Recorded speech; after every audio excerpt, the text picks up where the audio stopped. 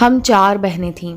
ہمارا ایک ہی بھائی تھا جو بہت منتوں مرادوں کے بعد پیدا ہوا۔ والد نے اس کا نام عمر دراز رکھا۔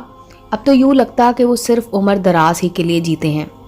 بیٹے کی پیدائش کے بعد تو جیسے وہ اس میں کھو سے گئے تھے اور ہر کسی کو بیٹے کے مقابلے میں کمتر اور حقیر جاننے لگے تھے۔ والدہ اور دادی اکثر ان کو سمجھاتی تھیں کہ ایسا مت کرو، بیٹے اور بیٹیاں سبھی ماں باپ کے لیے ایک سے میٹھے پھل ہیں، ایک کی چاہت میں دوسروں کی بے قدری مت کیا کرو۔ مگر یہ بات کبھی بابا جان کی سمجھ میں نہیں آئی۔ خیر وقت گزرتا رہا اور وقت کے ساتھ ساتھ ہم سب بھی بڑے ہو گئے۔ ہم دادا جان کے ساتھ قیام پذیر تھے اور ہمارا چھوٹا شہر گاؤں نما تھا جہاں روزگار کے زیادہ وسائل نہ تھے۔ والد صاحب ملازمت پیشہ تھے۔ جب تک ہم چھوٹے تھے تو گزارا ہو رہا تھا، لیکن پھر ان کی تنخواہ میں گزارا مشکل ہو گیا۔ تبھی ایک دن انہوں نے ملازمت کو خیر بات کہہ دیا اور ایک دوست کے کہنے پر بیرون ملک جا کر کمانے کی سوچنے لگے۔ میرے والد کا وہ دوست ان دنوں کویت میں تھا اور وہاں خوب کما رہا تھا۔ گاؤں والے اس کو دینو کہتے تھے۔ اس نے بابا جان کو کویت جانے میں مدد کی اور یوں میرے والد کو بھی دیار غیر جا کر قسمت آزمانے کا موقع مل گیا۔ قسمت نے یاوری کی، بابا جان کو دینو چچا کی مدد سے اچھی ملازمت ملی اور یوں ہمارے بھی دن پھر گئے۔ وہ کویت سے کافی رقم دادا جان کو بھیجنے لگے۔ چند ماہ تو وہ اس میں سے معقول خرچہ امی کو دیتے رہے، پھر انہوں نے یہ سلسلہ بند کر دیا۔ کہتے تھے کہ میرا بیٹا پردیس میں محنت کر رہا ہے، اس کمائی کو یوں نہیں اڑا دینا چاہیے بلکہ جمع کرنا چاہیے۔ ہم دادا اور دادی جان کے کچن سے کھاتے اور بہت تھوڑی سی رقم وہ امی کو دیتے۔ بابا جان کا بھیجا ہوا باقی روپیہ اپنے دوسرے بیٹے کے حوالے کر دیتے کہ اس روپے کو بینک میں جمع کرتے جاؤ۔ راشد چچا نے اپنے نام سے بینک اکاؤنٹ کھلوایا تھا، لہٰذا وہ والد کی کمائی کو اپنے ہی اکاؤنٹ میں ڈالتے تھے۔ کافی عرصہ یوں ہی یہ سلسلہ چلتا رہا۔ امی جان کو خبر نہ تھی کہ ان کے شوہر کی کمائی کتنی ہے، کدھر جا رہی ہے اور کون کتنے خرچ کر رہا ہے۔ وہ تو بس دم سادے روٹی اور سالن پر گزارا کر رہی تھیں۔ ہم کو زندگی کی وہ آسائشیں حاصل نہ ہو سکیں جن کے ہم نے خواب دیکھے تھے۔ غرض بابا جان کویت میں دن رات محنت کر کے اپنی کمائی دادا کو بھجواتے رہے اور ہمارے 3 چچا اس رقم کو پانی کی طرح بہاتے رہے۔ 3 سال بعد وہ چھٹی پر آئے۔ حالات کا جائزہ لیا تو ان پر انکشاف ہوا کہ والد اور بھائیوں نے ان کا بھیجا ہوا روپیہ خود خرچ کر دیا ہے۔ انہوں نے ایک چھوٹا سا مکان خریدا اور ہم کو اس میں شفٹ کر دیا تاکہ اپنا کچن ہو اور ہم اچھا کھا پی سکیں، اور خرچہ بھی ماموں کو بھجوانے لگے تاکہ امی کو ہر ماہ معقول رقم ملتی رہے۔ یہ مکان دھدیال والوں سے کچھ دور ایک نئے محلے میں تھا۔ یہاں ہم اپنوں سے دور اکیلے ہو گئے۔ بے شک ماموں ہماری خبر گیری کو آتے رہتے تھے، لیکن وہ ہر روز تو نہیں آ سکتے تھے۔ ان دنوں میرا بھائی 7ویں جماعت کا طالب علم تھا اور والد اس کی تعلیم اور مستقبل کی خاطر زیادہ سے زیادہ کمانے کی فکر میں لگے رہے۔ اس نئے محلے میں جلیل نامی شخص کا گھر تھا۔ وہ خود تو شریف آدمی تھا، مگر اس کا بیٹا ظہیر ایک نکما اور آوارہ لڑکا تھا۔ اس نے 8ویں کے بعد اسکول چھوڑ دیا تھا اور برے لڑکوں سے دوستی کر لی تھی۔ میرا بھائی اس محلے میں نیا تھا اور اس کو یہاں کے حالات کا بھی کچھ علم نہ تھا۔ وہ سیدھا سادہ اور بھلا مانس تھا، جبکہ ظہیر ایک شاطر شکاری بن چکا تھا۔ وہ اپنے سے کم عمر لڑکوں کے ساتھ دوستی کرتا اور ان کو برائی کی طرف مائل کرنے کے چکر میں رہتا تھا۔ نہ جانے کیسے میرے بھائی سے بھی اس نے شناسائی کر لی۔ شروع میں تو اس نے ظہیر کی نیت کو نہ جانا، لہٰذا جب وہ اس کو چوک میں روک کر بات کرنے لگتا تو عمر دراز اس کے ساتھ خوش اخلاقی سے ہاتھ ملاتا اور بات چیت کر لیتا۔ محلے کے دوسرے اچھے لڑکوں نے بھائی کو منع کیا کہ اس بدماش سے دور رہو، اور اگر یہ تم کو روکے تو رک کر بات کا جواب دینے کی بجائے کنارہ کر لیا کرو۔ عمر دراز نے ایسا ہی کیا۔ ظہیر مگر باز نہ آیا۔ جب عمر دراز گھر سے باہر نکلتا وہ اس کو بلاتا، اسے تنگ کرتا اور پیچھا کرتا۔ غرض اس نے میرے بھائی کو تنگ کر دیا، یہاں تک کہ جب وہ اسکول جاتا اس کا تعاقب کرتا اور چھٹی کے وقت اس کو راستے میں گھیر کر روکنے اور ہم کلام ہونے کی کوشش کرتا۔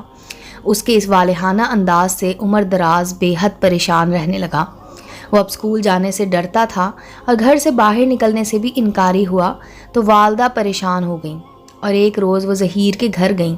اس کی والدہ کو صورتحال بتا کر کہا کہ تم اپنے بیٹے کو سمجھاؤ، ورنہ بات مردوں میں گئی تو جھگڑا ہو جائے گا۔ ظہیر کی ماں نے کہا کہ میں اس کو سمجھا لوں گی، تم بات کو مت بڑھانا۔ اس عورت کے اطمینان دلانے پر میرا بھائی پھر سے اسکول جانے لگا۔ کچھ دنوں تک ظہیر تھما رہا۔ وہ نہ عمر دراز کے پیچھے آتا اور نہ ہی اس نے اس کو راستہ روک کر تنگ کیا۔ اس خوف کا اس نے یہ حل نکالا کہ محلے کے ایک لڑکے اشر کو، جو اس کی کلاس میں پڑھتا تھا، اپنا دوست بنا لیا اور اب وہ اکیلا جانے کی بجائے اشر کے ساتھ اسکول آنے جانے لگا۔ دونوں اچھے دوست ہی نہیں، بھائی بن گئے۔ اشر بظاہر اچھا لڑکا تھا اور شریف فیملی سے تھا۔ اس کی والدہ بھی ہمارے گھر آنے جانے لگی۔ میرے بھائی کے ساتھ بھائی چارہ اس قدر بڑا کہ وہ ہمارے گھر میں آنے جانے لگا اور ہم بہنیں بھی اس کو بھائی کہہ کر بلانے لگیں۔ خاص طور پر میں اشر کو عمر دراز کی وجہ سے زیادہ اہمیت دینے لگی اور سگے بھائی جیسا ہی سمجھنے لگی کہ وہ ظہیر سے اس کی حفاظت کرتا تھا۔ یہ اتوار کا دن تھا اور اسکول کی چھٹی تھی۔ صبح کو ہم ذرا دیر سے، امی کی طبیعت ٹھیک نہ تھی۔ عمر دراز کو انہوں نے ناشتے کے پیسے دیے اور کہا منہ دھو کر صبح 9 بجے کے قریب چوک کی طرف گیا۔ سامنے ہی چھولے والے کی دکان تھی۔ جب اس نے چوک کراس کیا تو اس کو پیچھے سے ظہیر نے آواز دی، عمر دراز رکو اور میری بات سن لو۔ بھائی نے جب پیچھے مڑ کر دیکھا، وہ موٹر سائیکل تھامے کھڑا نظر آیا۔ عمر دراز اس کے ساتھ کلام نہ کرنا چاہتا تھا، لہٰذا تیز تیز قدموں سے چلنے لگا۔ اس کو تیز قدموں چلتے دیکھ کر ظہیر نے دوبارہ کہا، عمر ٹھہر جاؤ، میری بات سنو۔ بھائی نہ رکا اور وہ تقریباً دوڑنے لگا، جس پر وہ بد نیت موٹر سائیکل پر بیٹھ کر اس کے پیچھے آیا۔ بائک کی آواز سے عمر دراز اور بھی زیادہ خوف زدہ ہو گیا اور دوڑنے لگا۔ تبھی اس لڑکے نے بھی اپنی بائک کو فل سپیڈ دے دی۔ یوں وہ عمر دراز کی کمر سے جا لگی اور وہ اچھل کر بڑھئی کی دکان میں آرے پر جا گرا۔ آرا اس کے جسم کے آر پار ہو گیا اور اسی لمحے میرے معصوم بھائی کی موت واقع ہو گئی۔ بڑھئی نے اسی وقت دکان کھولی تھی اور وہ ابھی اپنے سامان کو ترتیب ہی دے رہا تھا۔ ظہیر تو وہاں سے بھاگ گیا۔ بڑھئی نے آ کر واقعے کی اطلاع دی اور ہمارے گھر کو حرام برپا ہو گیا۔ امی نے ایک پڑوسی کے ذریعے ماموں کو اطلاع کرائی۔ ہمارا تو ایک ہی بھائی تھا۔ میرے والدین کے گھر کا واحد چراغ بجھ گیا۔ ان کی دنیا اندھیر ہو گئی۔ والد صاحب اطلاع ملنے پر گھر آ گئے، مگر جانے والا تو جا چکا تھا۔ جس طرح ہم کو اپنے اکلوتے بھائی کی ناگہانی موت کا صدمہ تھا، اس کا ہم جماعت اور دوست اشر بھی غم سے نڈھال تھا۔ امی اس کو بلا کر گلے لگاتی اور روتی۔ ہم کو بھی اسے دیکھ کر عمر دراز کی یاد آتی اور اشر سے باتیں کر کے سکون ملتا۔ یہ سانحہ دل خراش تھا۔ میرے والدین کی ایسی حالت تھی جیسے ان کے جسم سے کسی نے تمام خون نچوڑ لیا ہو۔ عمر دراز کے بعد وہ جیتے تھے اور نہ مرتے تھے۔ والد تو اپنے امیدوں کے چراغ کے بجھ جانے سے زندگی سے منہ پھیر بیٹھے تھے۔ خدا ایسی آزمائش میں کسی کو نہ ڈالے۔ میرے والدین کی زندگی میں اولاد نرینہ کو کھو دینے سے ایک بہت بڑا خلا آ گیا تھا۔ میں بھی دراز جتنے کسی لڑکے کو دیکھتی تو بے اختیار بھائی پکارنے لگتی تھی۔ بیٹے کی ناگہانی موت نے بابا جان کی کمر توڑ ڈالی تھی۔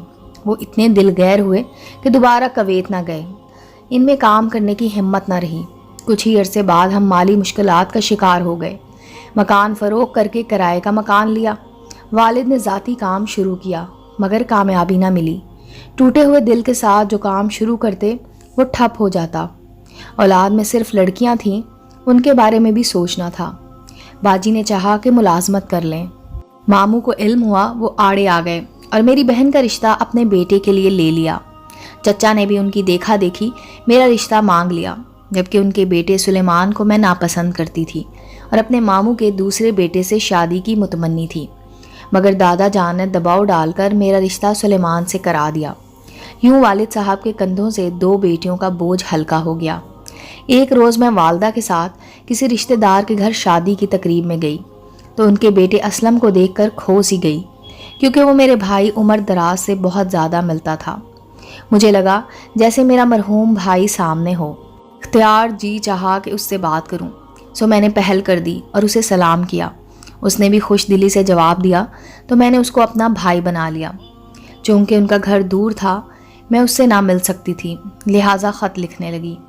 اگرچہ میں بھائی اسلم کے خطاب سے ہی خط شروع کرتی تھی، لیکن اس نے بعد میں مجھ سے فون پر الٹی سیدھی باتیں شروع کر دیں، تو میں نے اسے قطع تعلق کر لیا اور اشر بھائی کو یہ بات بتا دی۔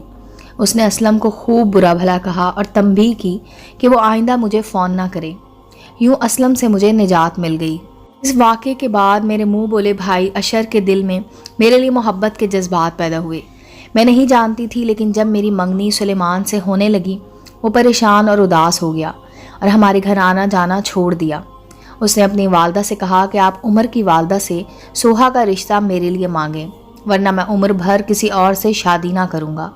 اس کی ماں نے امی کو یہ بات بتائی، تب مجھے علم ہوا کہ وہ مجھ کو بہن کی طرح نہیں سمجھتا تھا۔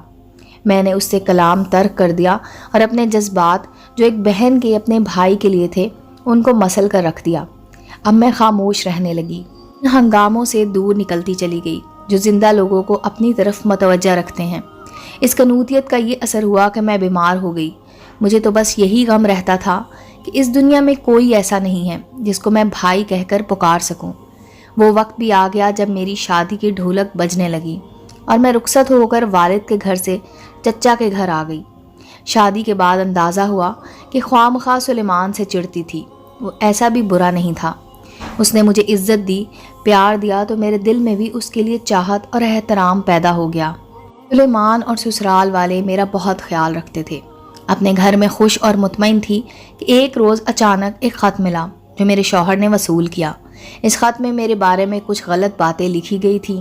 میرے شوہر نے خط کا سختی سے نوٹس لیا اور پوچھا کہ یہ اسلم کون ہے، کیا تم اس کو جانتی ہو؟ میں انکار نہ کر سکی، بتایا کہ اسلم کو میں نے اپنا منہ بولا بھائی بنایا تھا، مگر وہ اچھا لڑکا نہ نکلا تو اس سے قطع تعلق کر لیا۔ وہ بجھ کر رہ گئے، تاہم انہوں نے مجھے معاف کر دیا اور کہا کہ آئندہ کسی کو بھائی مت بنانا۔ میں نے شکر کیا کہ سلیمان نے اپنے اچھے ظرف کی وجہ سے مجھے معاف کر دیا۔ اگر وہ شک و شبے میں مبتلا ہو جاتے تو میں کیا کرتی؟ اس واقعے کے تھوڑے دنوں بعد ایک روز میں سلیمان کے ساتھ میکے میں تھی۔ امی نے ہم کو کھانے پر بلایا ہوا تھا کہ اشر کی بہن آئی اور میری بہن سے کہا کہ اشر نے کچھ کھا لیا ہے، کیونکہ امی اس کی شادی اپنی بھانجی سے کرنا چاہتی تھی اور اس نے تمہاری بہن سوہا کی خاطر شادی نہ کرنے کی قسم کھائی تھی۔ جب ماں نے زبردستی منگنی کر دی تو بھائی نے زہریلی گولیاں کھا لیں۔ ان کو ہسپتال لے گئے ہیں، دعا کرو ٹھیک ہو جائیں۔ یہ سن کر میں پریشان ہو گئی اور میرا چہرہ فک ہو گیا۔ سلیمان اشر کی بہن کی گفتگو سن چکے تھے، حالانکہ وہ ساتھ والے کمرے میں میری بہن کو یہ سب بتا گئی تھی۔ بس انہوں نے مجھ سے پوچھا کہ اب یہ اشر کون ہے جو تم سے شادی کرنا چاہتا تھا اور جس نے زہریلی گولیاں پھانک لی ہیں؟ میں نے کہا کہ عمر دراز کا دوست اور کلاس فیلو ہے، تمہارا اس سے کیا تعلق تھا؟